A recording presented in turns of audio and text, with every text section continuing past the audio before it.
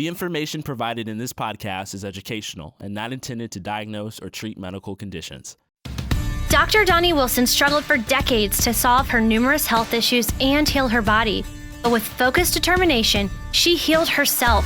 And in doing so, she discovered the Dr. Doni Stress Recovery Protocol. On this show, you're going to hear from doctors, nutritionists, and experts, along with Dr. Doni, who will give practical advice and wisdom to help heal your body. This is How Humans Heal. Hi, and welcome. I'm excited to introduce you to Dr. Terry Wahls today. Dr. Wahls is a medical doctor. She's also clinical professor at the University of Iowa Medical School. She's a researcher. And one of the ways that some of you may know her is that she has successfully reversed progressive MS for herself and is the author of a book called the Wahls Protocol.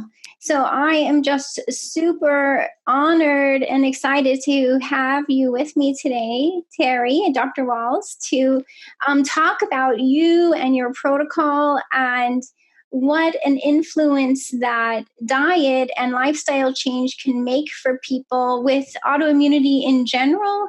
And I would say for everyone. I think you are such an inspiration to people, bringing to light this concept that food can be our medicine and that our bodies can heal even from severe health conditions like you had. So, oh yeah, absolutely. Right? And thank you for having me with your audience today. You're welcome. You're welcome. We're very excited for your new book coming out. Yes. And this new update. So we're going to be talking and touching about that today. But first, tell us more. I mean, I think even start with, what is MS? I mean, I know Sure. A lot of times people hear about multiple sclerosis and kind of have maybe some sense of it, but what is it and what was it for you? So multiple sclerosis is a disease, the most common disease affecting the brain, and it's one of the most common causes of disability and early loss of employment status for people in America and really across the globe. And for me, I was diagnosed in 2000, and within 3 years, I needed a recline wheelchair, even though I'd seen the best people in the country, took the newest drugs costing tens of thousands of dollars each month. And then within 7 years, I was so weak I could not sit up in a regular chair. I was beginning to have trouble with brain fog. I had horrific levels of face pain due to trigeminal neuralgia. Wow. Now, fortunately, I'm also a scientist, a physician. I've been reading the basic science. I was reading ancestral health principles, functional medicine, and I would integrate all of those concepts and create a diet and lifestyle protocol designed for my brain based on everything I was reading. And I began to experiment on myself. And to my amazement, my pain stopped, my brain fog stopped, and I started getting stronger. And at 6 months into this, I got on my bicycle for the first time in 6 years, and I was able to bike around the block. Now, at that time, my kids are crying, my wife's crying, and I'm crying because this feels so miraculous. And then 6 months later, I'm able to do an 18.5-mile bike ride with my family. Wow. So that really changes how I think about disease, how I think about health. It will change the way I practice medicine, and it ultimately changes the way and the type of research that I do. It really gives me goosebumps every time I hear your story. It's amazing. And, as a naturopathic doctor, I, trained in nutrition and was drawn to food as medicine and lifestyle changes as medicine, from the beginning of my career over 20 years ago. And so it to me, it's almost like automatic to think about food. But that was not the beginning of your career. So no, it was not. It's really interesting and sort of ironic. I was a very traditional, conventional internal medicine doc. I was skeptical of special diets. I was following a low-fat vegetarian diet, and I've been doing that for about 20 years. And that was considered to be, like the ultimate diet, very heart healthy, very friendly. And yet clearly I was going downhill. My face pain had been getting worse for about 20 years. And then I was diagnosed with MS. And I thought this was the best diet. I was skeptical of special supplements, complementary alternative medicine. And so I wanted to treat my disease very aggressively. And so I did some research, sought out the best MS center I could find in the country, saw their best person, took the newest drugs. Yeah. But I went relentlessly downhill. And my face pain was relentlessly worse. So you've gone to a point where you just felt like you had to look for some other option? It's sort of interesting. My Cleveland Clinic physician mentioned the work of Lauren Cordain. And so I read his books and read his papers. And mind you, I'm a vegetarian at this time. He's advocating for going back to eating meat and doing the paleo diet. But I decided to go back to eating meat because I decided the science seemed certainly plausible. But I continued to decline. And once I hit the wheelchair, which was the following year, then I started reading the basic science and would begin to experiment on myself in an effort to slow my decline because I knew I could not recover with progressive MS. I started adding supplements, and I was excited about adding supplements because at least I was doing something. And what I saw was that my supplements slowed my fatigue and slowed the speed of my decline. So I'm very grateful. Yeah. I know I'm not going to get better, but at least I'm maintaining the small amount of function that I have a little bit longer. And I'm also those successes as you were going, as you were making changes, you were like, okay, well, at least I'm doing something. At least I'm more stable.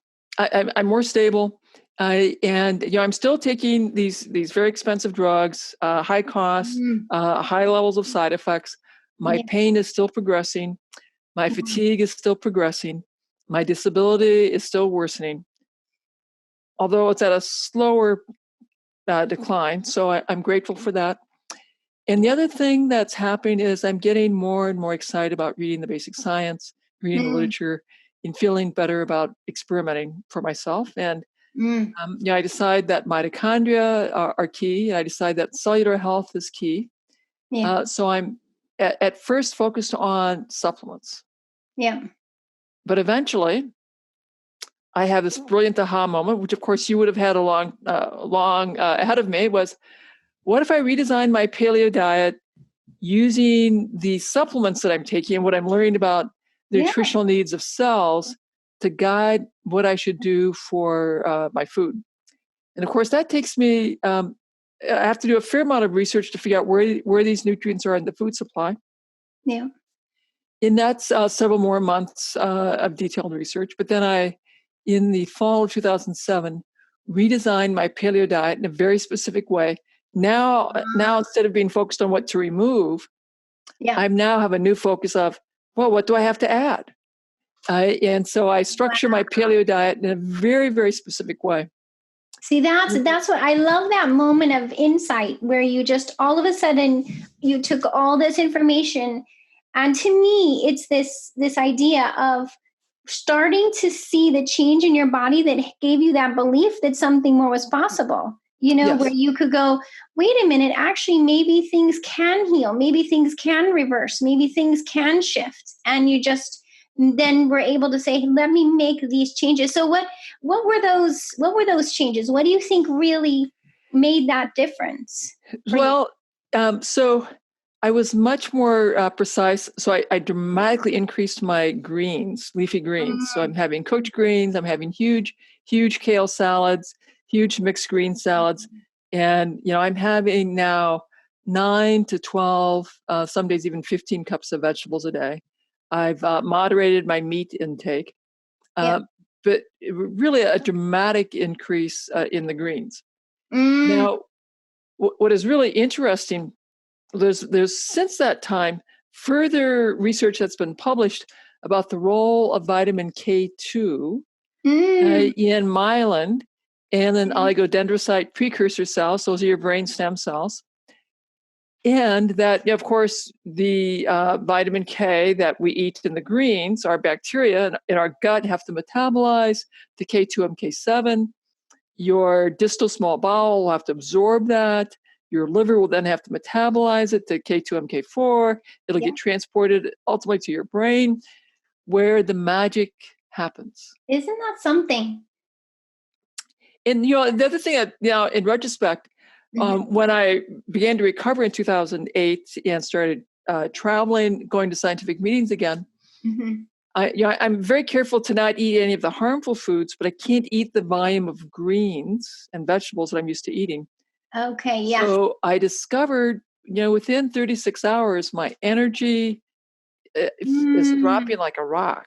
Wow. And so I'm calling my wife saying, honey, I'm crashing. You got to have a big kale salad ready for when I get home. And she'd have it. And I would eat the whole salad. And this would be like the whole salad bowls, the kale salad.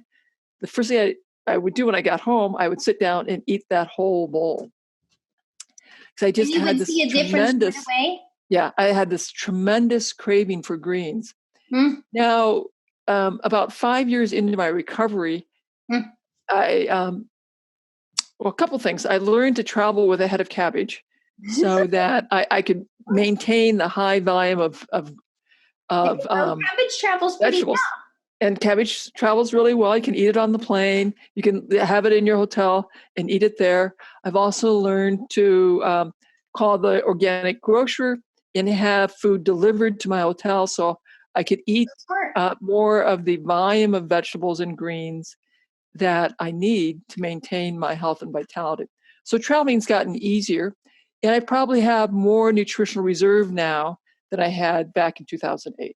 Yeah, that makes sense. And I think it's an important to point out that like in your situation, it became really a matter of life and death, but also a matter of complete focus as a researcher on what you were doing for your body that was working, and being so committed to continuing that. Because what I'm thinking of is how sometimes I think for someone who might be first coming at this, they might be thinking, well, how could I possibly, travel with cabbage? How could I possibly be having that many greens in my day? Because that's not what they're particularly used to right now, So, but when it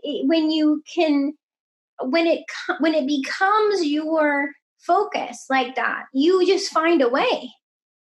Would you say is that true? The other thing that's really helpful for me, I have trigeminal neuralgia, which is electrical jolts of very intense electrical type pain across my face, either on my right, occasionally on my left. Yeah. And if I have gluten, dairy, or eggs, the pain turns on. If I have too many toxins, the pain turns on.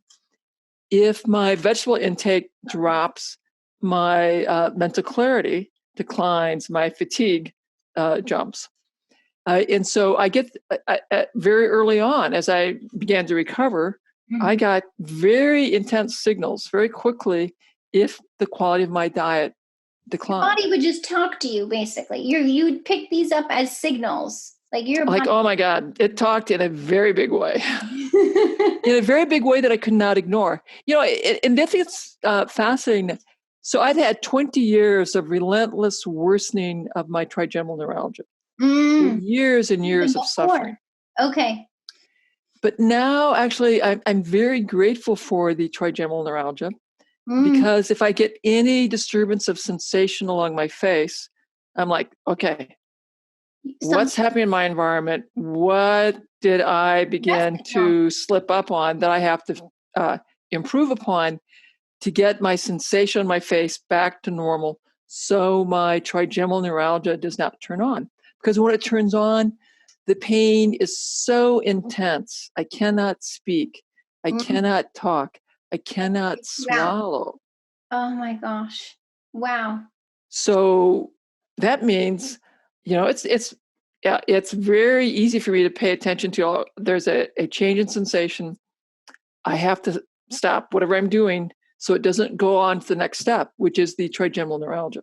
Wow. And see, one of the ways that I look at things is I say I look at it from the perspective of stress and how stress affects us in various ways. And I have I don't know if you know this about me, but I have a history of migraines. So I understand neurological pain too. And for me, that really taught me similarly, what were the stresses in the moment, whether that was a food stress, like you were mentioning gluten and dairy, how those could be a stress for you, or maybe it was a toxin exposure, or maybe it was other stresses in your environment that then your nervous system started telling you there's something too much here. And certainly in my clinics and my clinical trials, what I see is as I interview people, in the year prior to their first overt diagnosis of multiple sclerosis, there's usually a major life stressor that caused enough progression of their disease that they finally became symptomatic. And so it might have been a severe financial strain, severe work-related strain, severe family strain, but nearly always stress was a big driver of what finally tipped them over. It may not have been the beginning. It may have been some other factors that we could identify that were also very important. But it was the stress that finally led to their disease becoming finally diagnosed. It's even like a psycho-emotional stress. Yes, absolutely. Stress, like on top of maybe food stress and toxin stress and all the other factors. Yeah, correct. It's such a player, isn't it? It's just, do you feel like for you as well that was part of it?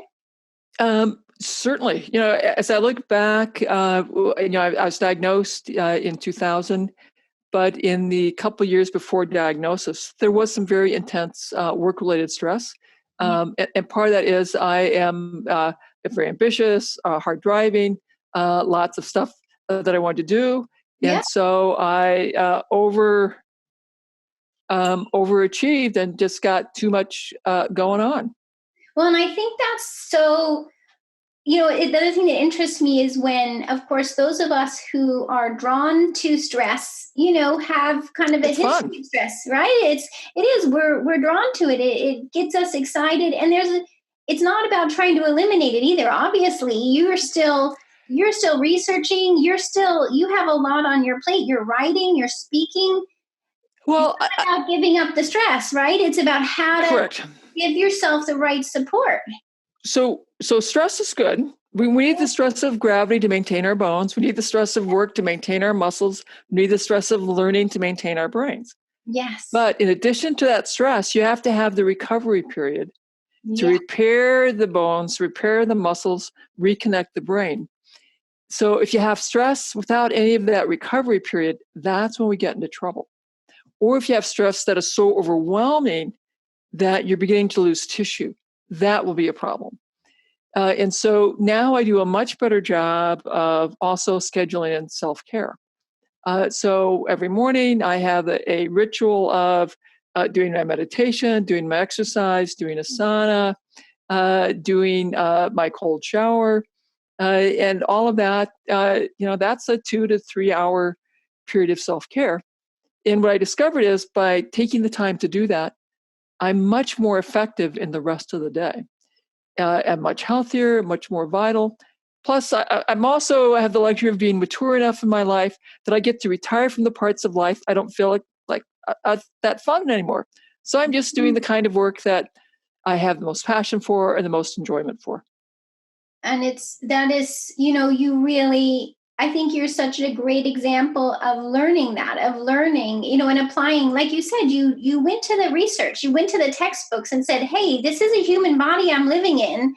What's going on here? What do I need to feed this human body? What do I need to give it in terms of self-care, right? But let me be humble. I had to endure 27 years of relentless worsening of my trigeminal neuralgia, 7 years of relentless worsening of the multiple sclerosis-related symptoms before I began to really put together what I was reading and learning, experimenting and discovering like, oh my goodness, there is another way. That is much more effective than everything I've been doing before that. Well, thank you for pointing that out and to say, it's, and to help people know that it makes sense why we, I think, continue to push ourselves and push and push and push. And we're going to sort of the standard medical approach that may have some solutions, but it wasn't getting you to the resolution. And correct. And to know that it makes sense why people can be experiencing the pain that they might be in with, and I want to point out that you help now with patients with MS, but also other types of autoimmunity. Yeah. Okay, tell us more. We had so much success with what I was doing at the VA. The VA pulled me out of primary care and had me establish a new clinic called the Therapeutic Lifestyle Clinic, where we used my principles to take care of people with complicated chronic diseases, autoimmune issues, mental health issues, chronic medical problems like diabetes, obesity, heart disease, issues. Okay. Autoimmune issues like rheumatoid arthritis, systemic lupus, psoriasis, inflammatory bowel disease, MS, of course, mental health issues like anxiety, depression. And the common theme was you had a chronic illness, you're on chronic medication, but you were willing to use diet and lifestyle as part of your treatment plan. And so we would see people, we'd bring them in, I would train them on the diet and lifestyle program. We would teach them how diet and lifestyle has such a huge impact on your microbiome, on your immune cell function, on your inflammation level. And I also remind people that in the VA, many of the patients that I saw were disabled. They were living on food stamps. They had very limited financial resources. They live in rural Iowa, having to shop at small rural grocery stores. Wow. Okay. So limited resources. They were implemented. Limited resources. And we were still able to achieve remarkable transformations. Now, I'd have to teach people how to cook, how to shop, how to menu plan. We'd have to inspire them that recovery is possible, help them control their environment so they could be more successful with changing their behaviors. Mm-hmm. But we were remarkably successful. Mm-hmm. Mm-hmm. Wow. And people were able to simplify their medications, reduce their medication doses, often getting off medication after medication. It was remarkable. Isn't that something? And so I know now you've been continuing your research. Yes. And tell us more about what that looks like. Is it what's your latest? What's the newest part? We're hearing from you. Mm-hmm. So we've had multiple studies. We've had 4 studies. We're just finishing up our 4th study, which is comparing the Swank diet and the Wahls diet for quality of life and fatigue on MS. We're analyzing that data. And we'll probably be able to present that in the spring of 2021. So we don't quite have the answer yet. And we're getting ready to start our 5th study, which will be comparing in the newly diagnosed MS patient, the Wahls Protocol, that is diet and lifestyle, to standard of care, that is drug therapy, for impact on quality of life, vision, walking, thinking, and brain lesions on MRI. So we are very, very excited to be enrolling people for that study. So for that, you can reach out to my team at msdietstudy@healthcare.uiowa.edu to see if you would be eligible. Again, it's newly diagnosed multiple sclerosis patients. Something a lot of people don't know is that too much stress can actually create an abundance of health problems like high blood pressure, high blood sugar, anxiety, migraines, insomnia, even fertility issues. This is because high stress puts your adrenal glands on overload. They release cortisol and adrenaline, which controls your digestion, hormones, immune system, energy, focus, and even your emotional response. So how can you beat stress when you don't know where to start? That's why we have a free 7-day stress reset program. It's designed to help support weight loss, digestive healing, and hormone balancing. It includes support for integrating self-care. Daily tips come to you by email and video, gluten-free gluten-free, dairy-free meal plans, as well as grocery shopping lists, journal pages, and more. This free program will help you beat stress and put you on the path to wholeness in your body. Get your plan now for free at drdoni.com. Well, I think that's, really amazing, because people who are struggling with MS, a lot of times are feeling like they don't have many answers. And the swank diet is one that's used, but they're maybe having limited. Well, yeah. There are only a few studies out. We're beginning to slowly do more studies. Yeah, actually, I'm so excited as one of the first researchers doing a prospective study for dietary interventions. There are now 13 studies underway. And what's pretty exciting to know is of those 13 studies, I'm involved in 5 of them. So that's pretty cool. So our lab has the most experience. We are seeing positive results with a modified paleo diet. Positive results with a ketogenic diet, positive results with a fasting program. The Mediterranean diet is being investigated, a salt-restricted diet is being investigated, and the swank diet is being investigated. We're the ones investigating that as well. And so we'll know more, but research takes a long time. It'll probably be another 2 to 5 years before we have the results of all of these studies. But man, I am so excited that my neurology colleagues are finally agreeing with me that yes, diet quality matters. You know what? It's just, Terry, it's amazing, because to think that you were part of, and I know you're so humble, but I just feel like you are such an inspiration, because to think that, what you did for yourself helped your health. But you didn't just stop there. You shared what you learned from yourself with others. And you've now sparked this new research into diet and its effect on MS and other health conditions that wasn't there before. And so I just think that that's really an amazing thing that you've done and that you're continuing to do. Well, we have to tell your audience, we need to thank the public as well. The reason I've been so successful is that my TED Talk went viral. That led to getting a book deal, which led to the lay book, The Wahls Protocol, my first edition, which was a huge bestseller, which led the public demand, which drove the interest in the research community. So we finally started being able to get all of our papers published because we were having such difficulty getting them published. But suddenly we could get our research data into print. And that drove the interest in the research community to do more dietary studies. So it's really the public demand for all of this. When you think of Barry Marshall, the guy who advocated that H. pylori is the cause of stomach ulcers. Okay. When he first was talking about this, people said he was crazy. He couldn't get his work published, much like we had so much struggle. When he got his initial articles published in the Reader's Digest, in the National Enquirer, that drove the public interest, which then drove more science into what he was doing. His research got into higher impact journals, and 25 years later, he gets the Nobel Prize in Medicine. Wow. And now 10 years into my work, now the concept that diet quality matters has become mainstream. It's driven by the public, which also pushes the science. So we have to thank the public and the public that you're speaking to in your podcast. You're doing such a vital part of the work too.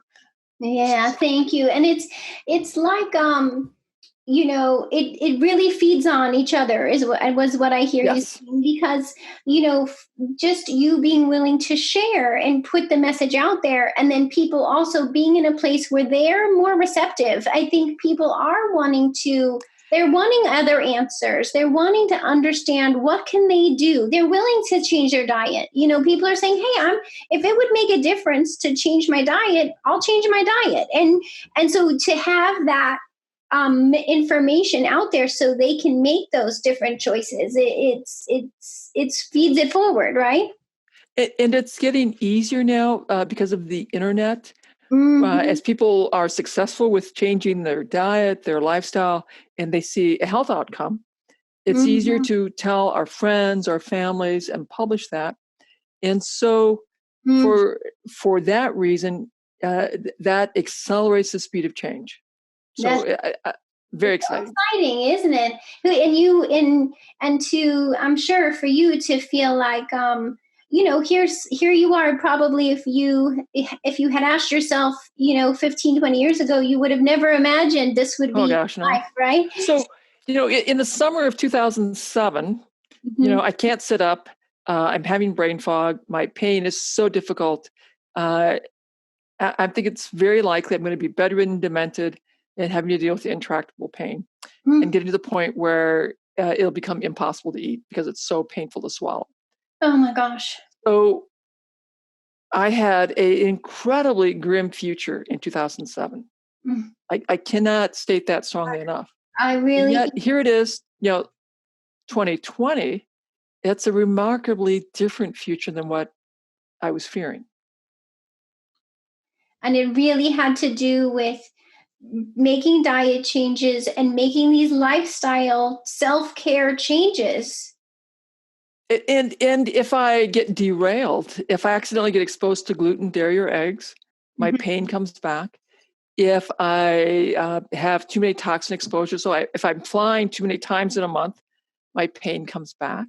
And so I've learned that as long as I'm following my self-cares, I am in great shape. But if I slip up, my pain comes back. And I'm immensely grateful for that because I get feedback. I get feedback to pay attention, to do my self-cares. And so that delicious food does not look very delicious anymore. I'd much rather have my greens. I'd much rather have my berries. I'd much rather meditate than exercise and feel good. Yeah, because you start to, it's just the whole thing changes because hey, this is what I need to do to feel good. And all of that other stuff just led to you feeling horrible. So it just, you can't, there's not even the decision is so clear, for you at this point. It's like, it's just like. Yes, the decision is so clear. So it's one of the things we talk about in that at the seminar that I teach is to help people understand. Yeah. So every year we run a live event, the Wahls Protocol Seminar, where hundreds of people come, and I teach them the principles behind the Wahls Protocol. And one of these concepts is to really dial in so you can be aware of your symptoms at a more subtle level. So your early warning signs that your biochemistry is not working well, your inflammation is coming up.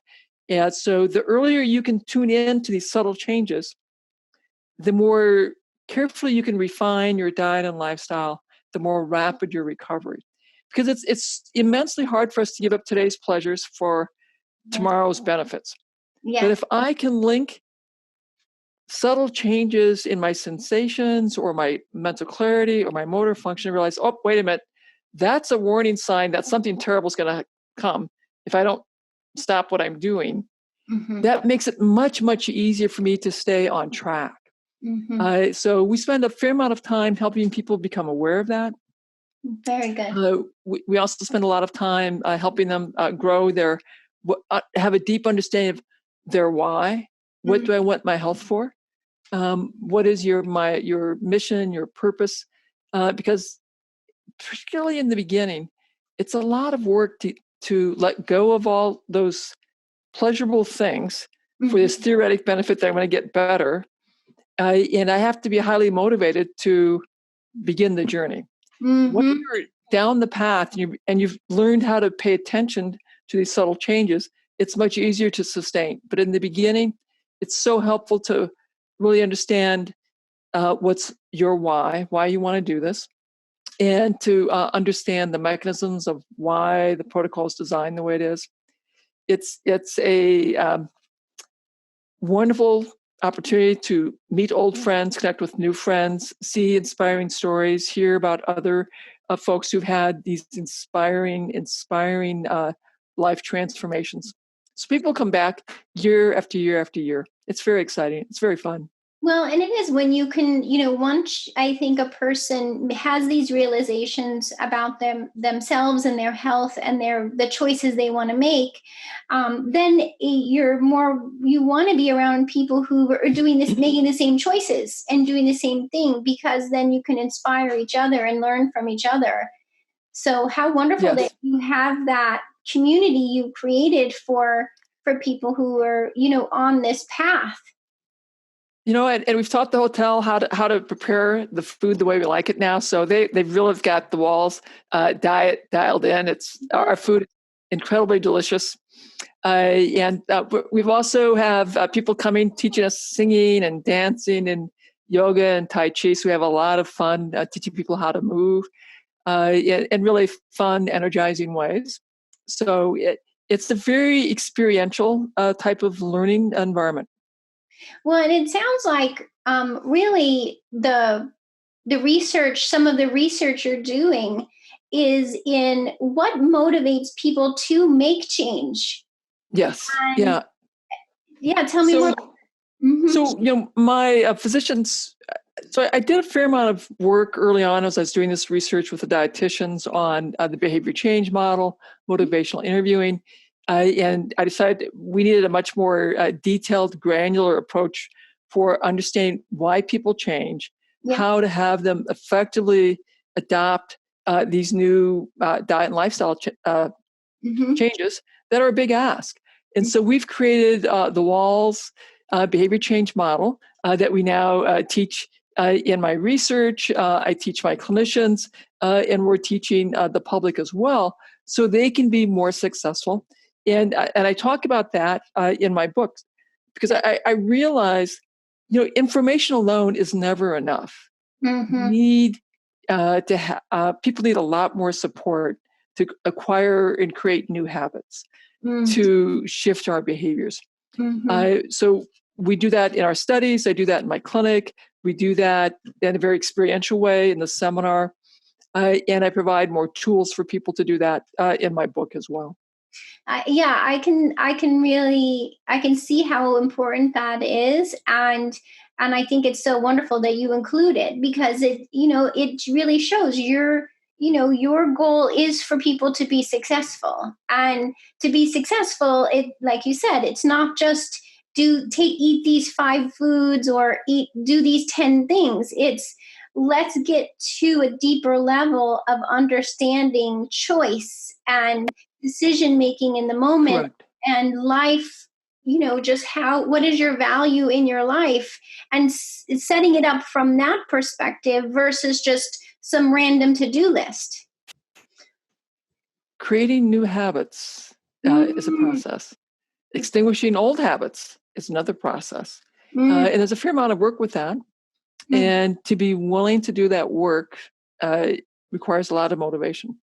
So there are a lot of steps, a lot of things that we can do to help people be more successful, and things that if we fail to do, set them up for a lot more struggle. So, those are very important concepts. Well, and again, I want to thank you for coming today and having this conversation, and for sharing all of this. For your continued work, for the community, for the seminar, for the new book. And for just really finding ways as a scientist and a researcher and a physician to get this information to the people who need it. So, and to inspire people that making change in their health is possible. So, it's sort of funny. I get a lot of flack, or at first I get a lot of flack for writing books for the public, teaching the public about my concepts and my theories at the same time that I'm doing the research. Because some people thought I shouldn't tell the public what I'm doing until we have all these double-blind randomized trials. And I'm like, no. You tell them at the same time, but you have to disclose that this is a theory, this is what's being investigated, and they can decide how much risk they want to take. And if, kale seems like a high risk or a low risk intervention, if exercise feels like a high risk or a low risk intervention, if meditation feels like a high risk or a low risk intervention, let the public decide. And now, 10 years into this, 12 years now, my scientific colleagues are like, no, your approach, you're brilliant, because it's allowed us to get philanthropic support for our research. So that's why we've been able to do so many studies. That is why I've been able to create this movement. And the fact that I've created the movement has allowed all of them to get funding too. So instead of being, like maybe this dangerous, eccentric oddity, now people are beginning to see that what I've done is brilliant and visionary. It is. Totally believe it's visionary, and I think it's, as you're just saying, it's visionary to change the way we research diet and lifestyle related to health issues in a way that hasn't been done. I mean, and there isn't leisure. You're kind of mentioning that there's not a lot of research for diet and lifestyle money for that. So to be created in a way where we can actually fund this research is amazing. Doing dietary research is hard. First, you have to convince people to give up foods that they like to eat new foods they don't know, whose tastes are unfamiliar, and keep that up. Yeah. That is like a huge, huge ask. And so many dietary researchers struggle with getting people to abandon the old way of eating, sustain the new way of eating. What we have done is, I think we're more effective with the behavior change model. And that's a big part of this. And of course, each time I do a study, I learn more about how to be more effective at helping people sustain the behavior change and helping them grow their internal motivation to do the work that I'm asking them to do. Yeah. And I love how you're just, obviously you love learning. Like you seem to just love learning right alongside the patient right? I love learning. I love, the other thing is, I remember what it was like facing bedridden, demented, intractable pain. And if I insisted upon waiting for double-blind controlled trials, it would have been too late. We'd have millions of people that were going to be likewise completely debilitated. I could give them the opportunity to wait if they want, or to decide that they're going to do everything they can now. And it's up to them to decide. By gosh, that's why I wrote the book. That's why I have the website. That's why we have the seminar. That's why I try to make this information available, and why we have so many ways to provide support. Well, I think it's good. It makes all the sense to me. And I'm sure that you hear from grateful, people all the time. But I think it's also very logical to say, hey, we're just looking at this logical information in front of you, and you're sharing it with everyone else and saying, hey, this is what the information I have. If, and I'm this having, is what I have. Yeah. And you can evaluate the risk, work with your personal physician, your personal medical team to implement the concepts that make sense to you. But if vegetables feel pretty safe, if meditation feels pretty safe, if exercise feels pretty safe, you can begin implementing them now under the care of your personal physician. And fortunately, my neurology colleagues and my specialty colleagues are beginning to realize that is pretty good advice. That's so awesome. Congratulations, Terry, really. And I'm just so glad again to be able to share you with this, podcast today. And always love to get to connect with you more going forward as well, and hear more about what you're up to going forward. And again, I think it's, to me, a lot of, what I speak about and share about is just, really wanting people to know that, first of all, that it's what's possible, to have some hope, because there's a lot out there where people aren't getting that hope, and to be able to go, wait, something's possible now. Sometimes hope is enough to get us to relook or rethink things a little bit. Certainly, if I can come back from being on the brink of bedridden, demented, intractable pain to being pain-free, mentally clear, doing research, traveling the world, biking, hiking, then absolutely there's hope for them. Ah, wonderful. Thank you. And thank you again for your new book. Tell us the name of the different name of the new book. So it's the new and expanded, the Wahls Protocol, a radical new way to treat all chronic autoimmune conditions using paleo principles.